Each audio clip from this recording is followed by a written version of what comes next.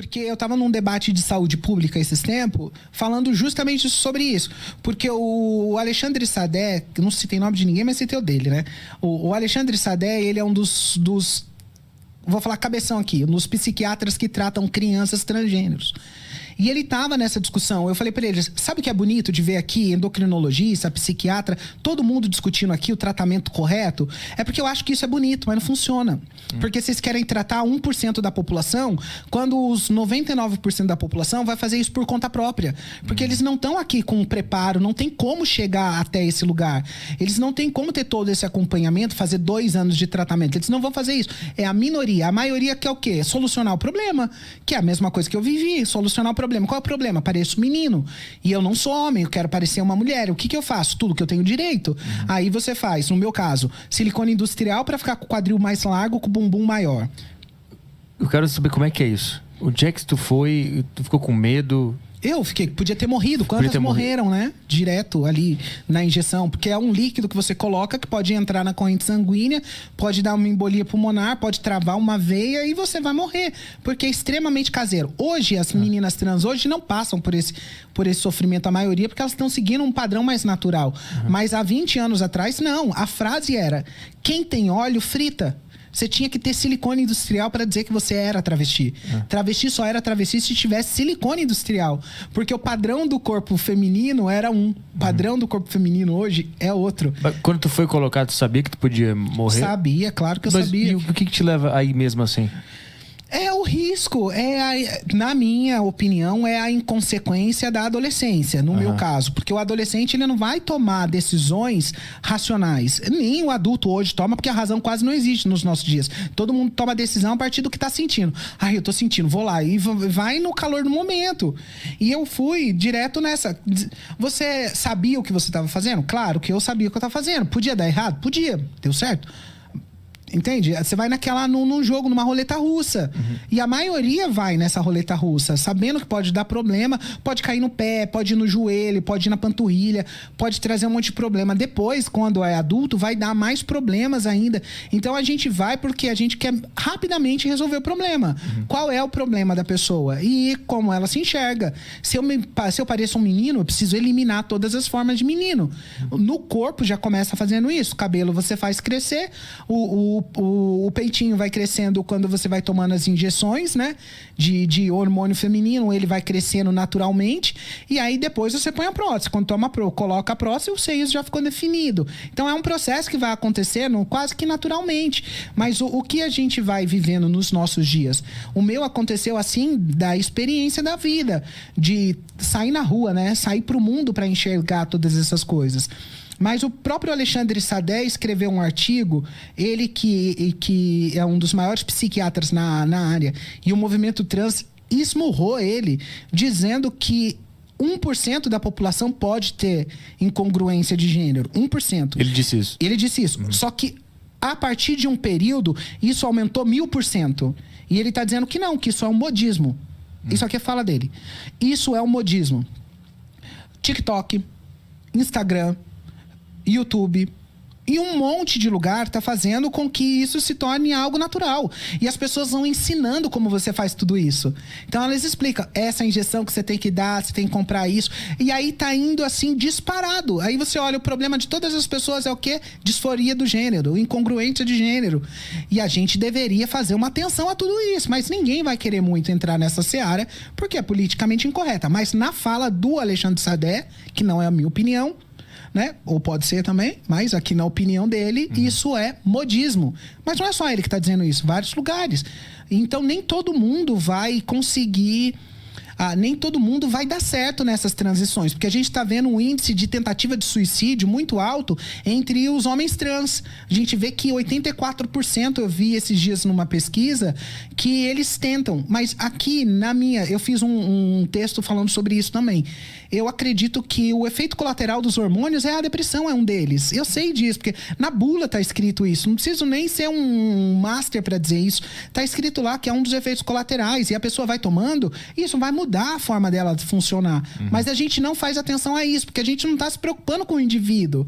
A gente tá se preocupando com o grupo. Com a bandeira, então. Com o grupo, com a bandeira. E aí eu olho assim e falo, não, talvez não é por aí. Talvez isso não funcione para um, talvez funcione para o outro. E cada caso é um caso. Mas se eles dizem, né, que todos precisam de acompanhamento, também acredito. Mas a gente vai colocar isso num hospital público. É óbvio que no HC aqui no Hospital das Clínicas eles fazem. Mas vão atender uma parte insignificante da população. E o resto? Cadê o resto? O que vai fazer como eu, sem que ninguém diga, sem que a mãe saiba, sem que o pai saiba. Eu conheço pessoas que com 19 anos tiveram AVC porque estavam tomando testosterona sem acompanhamento médico. É certo? Não é, mas a pessoa quer aliviar o sofrimento, que é a disforia de gênero. Ela quer aliviar isso de algum jeito. E aí a gente tá olhando, parece que todos os lugares estão mostrando que a solução para essa pessoa tá em mudar o corpo. E aqui, biblicamente, teologicamente, eu preciso dizer que não. Ninguém vai encontrar solução no seu corpo, na carne, redenção no seu corpo. Só quem pode redimir a alma humana e trazer o ser humano de volta para quem ele é Cristo. Se essa pessoa não encontrar, ela vai tentar fazer todas as coisas na vida dela, todas as mudanças. Mesmo assim, ela não vai alcançar o lugar. Por quê? Nós precisamos voltar para Deus. Nós precisamos nascer de novo. Enquanto o novo nascimento não acontecer, Arthur, a gente vai buscar redenção, se salvar em qualquer outro lugar. Todas as pessoas estão em busca de solucionar os seus problemas e serem felizes. Essa é a busca da humanidade. Cada pessoa vai fazer isso de um jeito para tentar solucionar o problema do seu mundo existencial. Angústia, né? Mas a gente não consegue. E aqui é o momento que a gente olha e fala, eu não vou conseguir. E aqui é o momento que eu olho, encontro em Cristo a melhor resposta para isso. Ele consegue dar pra gente esse novo senso de ser. E aqui uma nova identidade. Que essa identidade, ela é contrária a todo esse proposto. Porque antigamente, a identidade tinha a ver como você era um bom filho, como você estava envolvido com a família, como você respeitava a nação, como você respeitava a família. Como é visto no Oriente Médio. Depois, com a mudança, agora não é mais isso, o externo, como as pessoas veem a sua identidade. Mas agora é como eu me vejo. Então não importa aqui, importa como você se sente, se é feliz, é isso que importa. Importa como você se vê, como você quer estar, como você quer viver. É isso que vai trazer para você esse senso de identidade. E eu discordo, porque aqui a gente chega num outro lugar que esses dois lugares não conseguem dizer para você quem você realmente é. E quando eu olho para a fé, eu olho para Cristo, aqui é o ponto que eu consigo olhar para alguém que diz para mim, eu sei quem você é.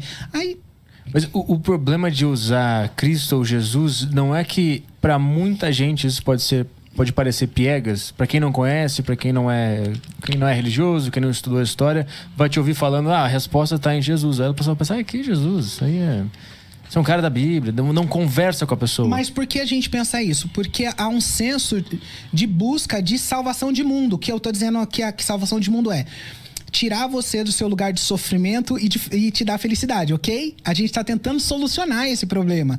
E pessoas vão tentar solucionar esse problema de diversas formas. Pessoas que têm incongruência de gênero vai tentar fazer isso no corpo. Vou me mudar todo. Ou tem gente que vai mudar a sua fisionomia inteira. Vai parecer um diabo, vai se desenhar desse jeito. Ou a pessoa vai emagrecer muito. Cada pessoa vai buscar um jeito para fazer isso. E aqui, do ponto de vista que eu tô olhando, dá para encontrar esse jeito de salvar o seu mundo a partir de um salvador. O que eu tô olhando a gente precisa de alguém que está fora da gente para poder fazer isso. Dentro da gente a gente não vai conseguir. Quem é a pessoa que dentro dela consegue se salvar? Eu por mim mesmo me salvo dos meus problemas.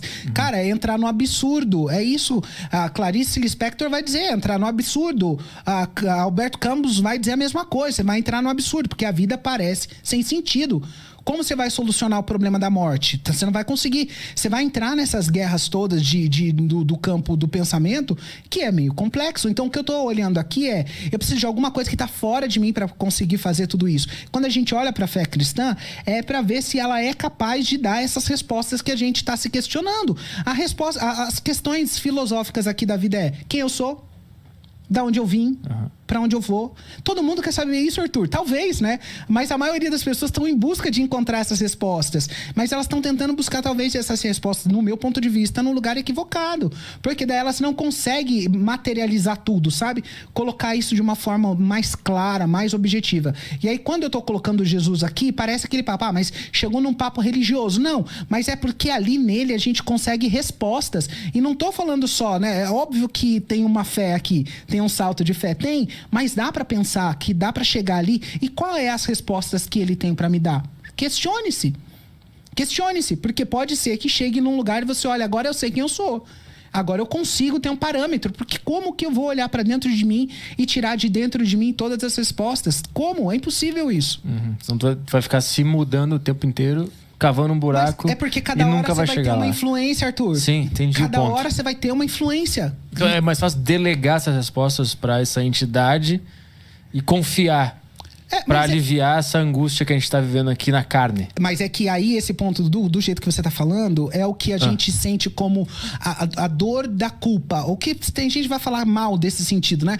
Mas é aquele senso de que, cara, tem alguma coisa errado, tem alguma coisa faltando. A gente tem essa necessidade, que eu acho que é a espiritualidade, tá? Se a gente tá num mundo hipermaterialista, hipersexualizado, tudo, e tá faltando esse toque, que é o toque onde a gente fala, meu, tem alguma coisa que vai além de mim, eu não tô sozinho aqui, eu tenho um ponto de fé, de segurar, sabe? Sim. E eu tenho um amparo, eu tenho uma coisa que vai além de mim. E eu não tô olhando uma coisa que não tem como ser explicada. Sim. Eu tô olhando alguém que tá na história, o Cristo tá na história, a historicidade vai dizer isso.